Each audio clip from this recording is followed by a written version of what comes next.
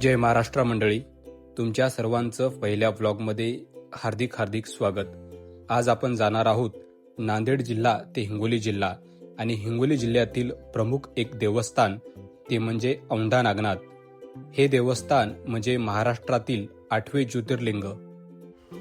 मित्रांनो, शिवही सुरुवात आहे आणि शिवही अंत आहे। मराठवाड्यामधील हिंगोली जिल्ह्यासाठी अत्यंत महत्त्वाचे असे देवस्थान म्हणजे हिंगोली जिल्ह्याचे वैभव श्री क्षेत्र औंढा नागेश्वर। औंढा नागेश्वर इथे दरवर्षीप्रमाणे प्रत्येक वर्षी हजारो भाविक इथे दर्शनासाठी येतात। मंदिरामध्ये प्रवेश करताच एका वेगळ्या प्रकारची प्रसन्नता मिळते।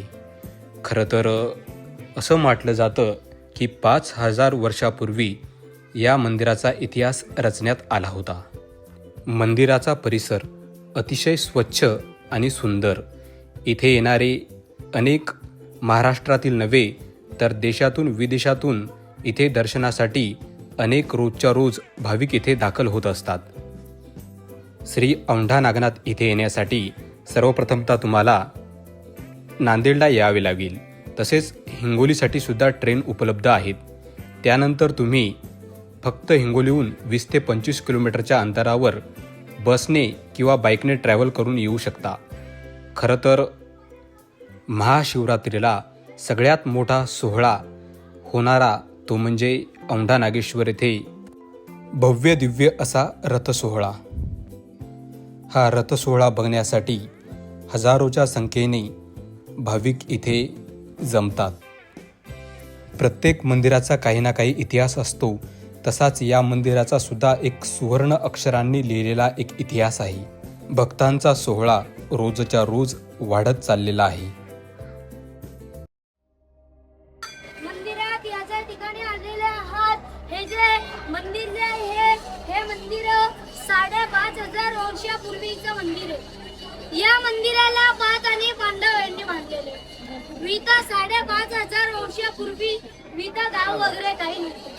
विता तलाव आणि जंगल होतं। या जंगलाच्या आत ही मेन ज्योतिर्लिंग होती। कुणालाच माहित नव्हती विते 5 आणि पांडव आले होते। यांनी चारी दिशेने 4 युद्ध मारले बघा। पूर्व पश्चिम दक्षिण उत्तर इथे नंदी बेले विते नामदेव महाराज आले। यांनी कीर्तन केले फिरावले देऊळ जगामध्ये ख्याती नामदेव अति दुधम यायला बघा। मंदिरावरचा पांढरा पिसा आहे ना, या औरंगजेब मुसलमान यांनी तोडला होता। आईलाबाईनं बांधलेला तसं काका अशी माहिती आहे। ज्येष्ठापासून श्रेष्ठापर्यंत आणि लहान मुलांपासून तर सर्वच वर्गातील येथील तरुण मंडळी दर्शनासाठी रोज गर्दी करत असतात। खरंच ज्यांची श्रद्धा आहे तो व्यक्ती नक्कीच पुन्हा पुन्हा श्री औंढा नागनाथ येथे भेट देण्यासाठी येत असतो। दरवर्षीप्रमाणे काशीवरून असो महाराष्ट्रातून कोणत्याही कानेकोपऱ्यामधून अनेक जण या मंदिराला भेट देण्यासाठी येत असतात। भगवान शंकराला समर्पित असलेल्या 12 पवित्र ज्योतिर्लिंगापैकी हे 8वे ज्योतिर्लिंग। असे मानले जाते की या मंदिराला हजारो वर्षाचा समृद्ध इतिहास लाभला आहे। पांडवापासून ते यादव आणि नंतरच्या राजवटीपर्यंत अनेक महत्त्वपूर्ण घटनांचे साक्षीदार असलेले हे औंढा नागनाथ मंदिर। मंदिरामध्ये मिळणारी नीरव शांतता खरं तर हे शांततेचं अजून एक प्रतीक। इथे येणारा प्रत्येक व्यक्ती मनोभावे शिवच्या चरणी अर्पण होण्यासाठी येतो। मंदिराच्या गाभाऱ्यामध्ये किंवा मंदिराच्या प्रत्येक भागावर इथे वेगवेगळ्या प्रकारच्या कलाकृती कोरण्यात आलेल्या आहेत। त्यामध्ये गौतम बुद्धापासून तर वेगवेगळ्या देवदेवतांच्या सुद्धा मूर्त्या इथे आपल्याला बघायला मिळतात। मंदिराच्या बाहेरील भिंतीवर ब्रह्मा विष्णू महेश यांच्यासह विविध रूपातील देवी देवता, यक्ष, गंधर्व आणि अप्सरांच्या अत्यंत सुंदर मूर्ती कोरलेल्या मिळतात। ज्योतिर्लिंग हे जमिनीच्या पातळीच्या खाली स्थित आहे, ज्यासाठी 2 खोल पायऱ्यांनी प्रवेश करावा लागतो। औंढा नागनाथ परिसरात 12 ज्योतिर्लिंगाची 12 छोटी मंदिरे आहेत। तसेच आवारात 108 मंदिरे आणि 68 तीर्थे आहेत। ती सर्व भगवान शिवाची आहेत। औंढा नागनाथला हरिहर ज्योतिर्लिंग असेही ओळखले जाते। हरिहर हे नाव भगवान विष्णू हरी आणि भगवान शिव हर यांच्या एकरूपतेचे प्रतीक आहे. औंढा नागनाथ मंदिराच्या अगदी जवळच हरिहर कुंड आहे. खरं तर हे कुंड पवित्र जलाशय असे सुद्धा ओळखले जाते. या नावावरून असे सूचित होते की हे कुंड केवळ शैव भक्तांसाठीच नव्हे तर वैष्णव भक्तांसाठीही पवित्र मानले जाते असावे किंवा दोन्ही देवतांच्या ऐक्याचे प्रतीक म्हणून ओळखले जात असावे. असेही ऐतिहासिक महत्त्व म्हटले जाते की प्राचीन काळी मंदिरामध्ये प्रवेश करण्यापूर्वी पवित्र कुंडात स्नान करण्याची किंवा किमान हातपाय धुवून शुद्ध होण्याची परंपरा होती. हरिहर कुंड हे त्याच परंपरेचा भाग असावे. तेथील पाण्याचा उपयोग कदाचित मंदिरातील काही धार्मिक विधीसाठी किंवा अभिषेकासाठी केला जात असावा असे मानले जाते. मंदिरावरील वेगवेगळ्या देवी देवतांच्या मूर्त्या म्हणजे त्या काळचा भव्य इतिहास किती मोठा असेल असं वारंवार आजही आपल्याला सांगत असतो. औंढा नागनाथ मंदिराची भव्यता ही खरंच खूप अपरंपार अशी आहे. ऐतिहासिकदृष्ट्या मंदिराचा मूळ बांधकामाचा काळ हा साधारणपणे 13व्या शतकातील देवगिरीच्या यादव राजवटीत निश्चित केला जातो. यादव राजे विशेषतः सिंघन दुसरा राजा महादेव आणि राजा रामचंद्र यांच्या काळात महाराष्ट्रात मोठ्या प्रमाणावर मंदिर स्थापत्यकलेचा विकास झाला. त्यांचे प्रधानमंत्री हेमाद्री पंडित यांनी विना चुना वापरता केवळ दगडांच्या एकमेकात खाचा करून भव्य मंदिरे उभारण्याची विशिष्ट शैली विकसित केली, जी हेमाडपंथी शैली म्हणून ओळखली जाते. औंढा नागनाथचे मूळ मंदिर हे त्याच शैलीचे एक उत्कृष्ट उदाहरण असे आपण म्हणू शकतो.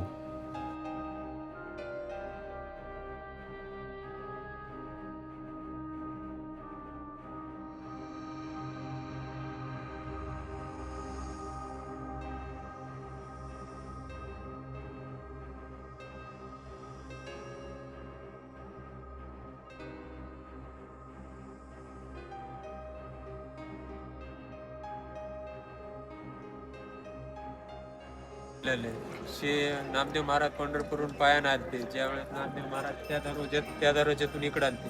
ते दरवाजा बघा त्या दरवाज्यातून इकडं आले. ज्यावेळेस काही लोकांनी त्यांच्यावर अन्याय अत्याचार केला. अन्याय अत्याचार करून त्यांना हाकलून दिलं पाठीमागं. जसे गेले ते पाठीमागं तसं तिथं नामदेव महाराजांनी भक्ती कीर्तन काय ते त्यांचं कार्य चालू केलं.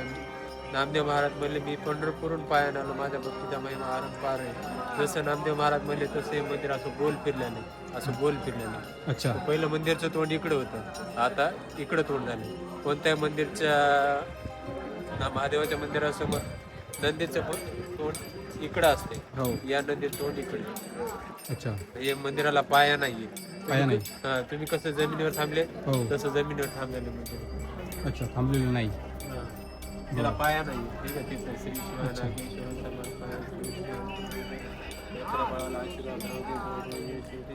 गंध लावा यात इकून या.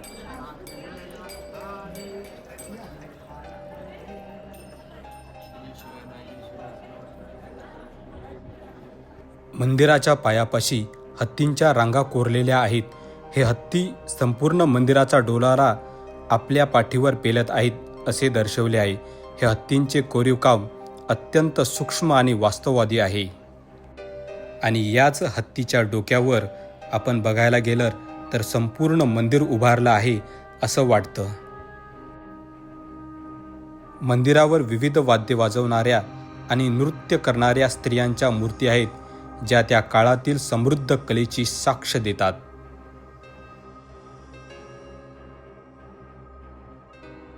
आजही या मंदिरासाठी देश विदेशातून अनेक भाविक भेट देण्यासाठी किंवा दर्शनासाठी इथे रांगा लावतात. पुरातत्वीय नोंदीनुसार भारतीय पुरातत्व सर्वेक्षण ASI ने या मंदिराला राष्ट्रीय महत्त्वाचे संरक्षित स्मारक म्हणून घोषित केले आहे. ASIच्या नोंदीनुसार मंदिराचा मूळ गाभारा आणि बाह्य भिंती 13व्या शतकातील यादवकालीन हेमाडपंथी शैलीच्या आहेत. येथील कोरीवकाम हे काळातील शिल्पकलेचा एक नमुना आहे. नागनाथाचं मंदिर पूर्वेकडे दार होतं. हे नामदेवाच्या भक्तीनं पश्चिमकडे फिरलं. हे दार तिकडं होतं. नामदेवाच्या भक्तीनं फिरलं. मंदिर पुढे गेलं. मंदिर आहे महादेव. नामदेव महाराज कीर्तन करू लागले म्हणून मंदिर फिरलं. त्याच्या आशीर्वादाने हे मंदिर फिरलं. पूर्वेचं पश्चिमकडे झालं. ब्राह्मण शिवा देऊ लागले. ब्राह्मण नामदेव महाराजाला हाकाला दिले, पाठीमागे गेले, कीर्तन करू लागले. कीर्तन करता करता नामदेवाला शिवा देऊ लागले. अच्छा. शिवा होता ते त्याला आठवण आली. नामदेवाचे भक्ती करायला हो. लागले. ब्राह्मण पाया पडायला. पाया पडायला मंदिर फिरल्यानंतर. नंतर तरी तोरक नाही, तोरक शिवा देऊ लागले. अच्छा. मोठमोठे संत होते ना ते. हो, कमी होते. मोठमोठे. हे मग 7,500 पूर्वीची गोष्ट आहे बरं ही. आता हो. आम्ही नरसिंह नामदेवच्या जवळचे, ब्रह्मपुरीचे. आम्ही नरसिंह नामदेवच्या जवळचे आम्ही. असं का मग ब्रह्मपुरी. बरोबर. प्रत्येक वर्षीच्या महाशिवरात्रीला इथे हजारोंच्या संख्येने भाविक दर्शनासाठी रांगा लावतात. खरं तर इथे एक विशेष होणारा सोहळा म्हणजे रथसोहळा. हा रथसोहळा बघण्यासाठी भाविक हे सकाळच्या 3 वाजल्यापासून तर रात्रीच्या 3पर्यंत एका लाईनमध्ये उभे असतात, फक्त आपल्याला चांगल्या प्रकारे दर्शन व्हावे म्हणून.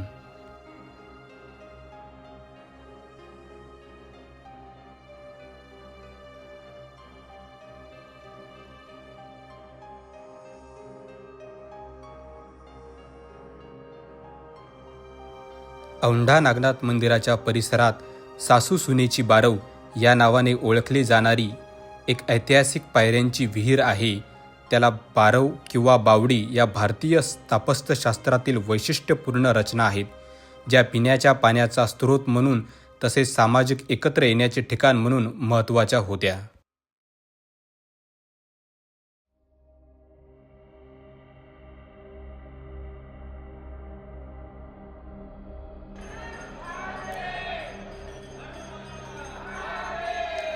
अशीही एक कथा सांगितली जाते की ज्या वेळेस संत नामदेव महाराज हे पंढरपूरहून पायी आले होते श्री औंढा नागनाथ येथे, त्यावेळेस तेथील काही दुष्टांनी त्यांना मंदिराच्या बाहेर कीर्तन करू दिले नव्हते. पण त्यानंतर नामदेव महाराजांनी मंदिराच्या मागे जाऊन कीर्तन केले आणि एक अशी आख्यायिका आहे की संपूर्णच्या संपूर्ण मंदिर हे त्यांच्याकडे फिरले. म्हणजे संपूर्ण मंदिर हे फिरलेल्या अवस्थेत अजूनही आपल्याला आढळते. मंदिराच्या बाजूलाच एक दत्त मंदिर आहे, म्हणजे भाविकांसाठी जणू संजीवनी.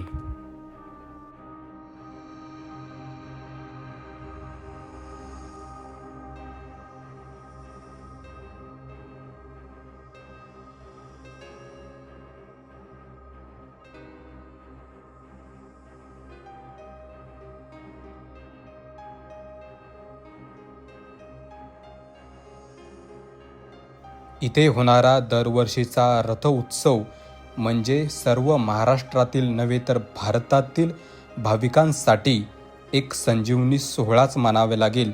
कारण की होणारी गर्दी म्हणजे शिवच्या चरणी आपण अर्पण व्हावे, प्रत्येक भाविकाची हीच एक इच्छा.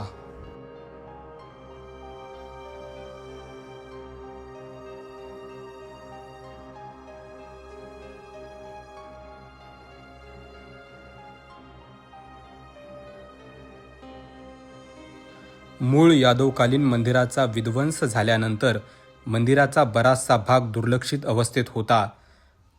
अहिल्यादेवींच्या काळात या मंदिराचे महत्त्व ओळखून त्याचा जीर्णोद्धार हाती घेण्यात आला. या कामामध्ये मुख्यत्वे मंदिराच्या वरच्या भागाची पुनर्बांधणी, शिखराचे काम आणि परिसराची डागडुजी आणि भाविकांसाठी काही प्रमाणात सोयीसुविधा निर्माण करणे हे महत्त्वाचे मानले गेले. मात्र हे आवर्जून नमूद करणे आवश्यक आहे की अहिल्यादेवींनी औंढा नागनाथ मंदिराचा जीर्णोद्धार केल्याचे ठोस आणि समकालीन ऐतिहासिक पुरावे आहेत. उदाहरणार्थ होळकरशाहीचे दस्तावेज, शिलालेख मर्यादित प्रमाणात उपलब्ध आहेत.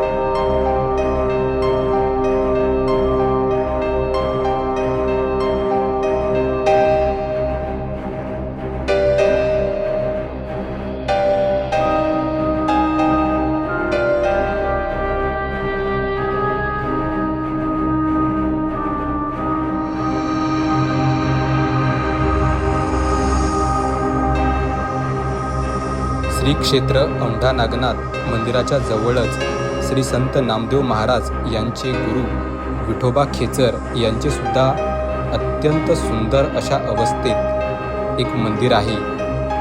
खरं तर संत नामदेव महाराज हे औंढा नागनाथ येथे आले असता त्यांनी आपले गुरु विठोबा खेचर यांना बनवले आणि त्यांच्याकडूनच नंतर अध्यात्माचे पाठ शिकण्यास सुरुवात केली. मित्रांनो, हा आहे संपूर्ण औंढा नागनाथ येथील मंदिराचा इतिहास. त्यानंतर जवळच असणारे नागेश्वर गार्डन. खरं तर हे नागेश्वर गार्डन म्हणजे सुंदर भव्यतेचे प्रतीक. हजारो भाविक या गार्डनला सुद्धा भेट देतात.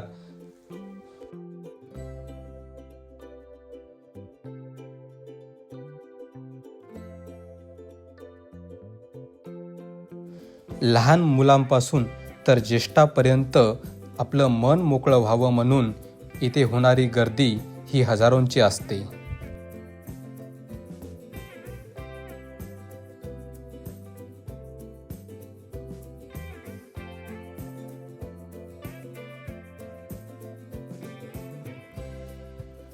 तुम्ही कधी पण औंढा नागनाथ दर्शनासाठी जर का आले तर या गार्डनला सुद्धा एकदा नक्की भेट द्या. खरंच इतकं सुंदर आणि निसर्गरम्य वातावरण खूपच भारी.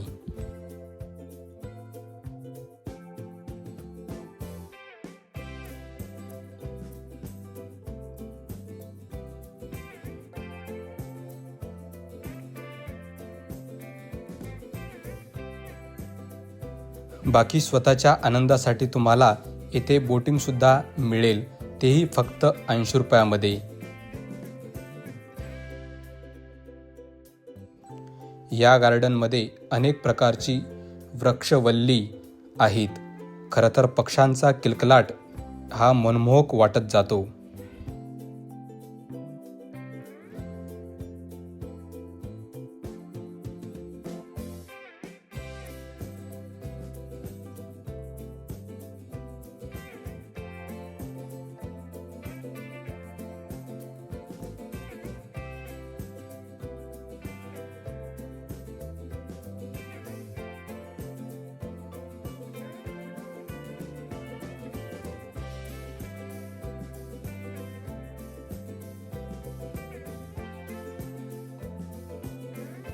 बाकी थँक्यू मित्रांनो, तुम्ही संपूर्ण पहिला व्लॉग बघितल्याबद्दल.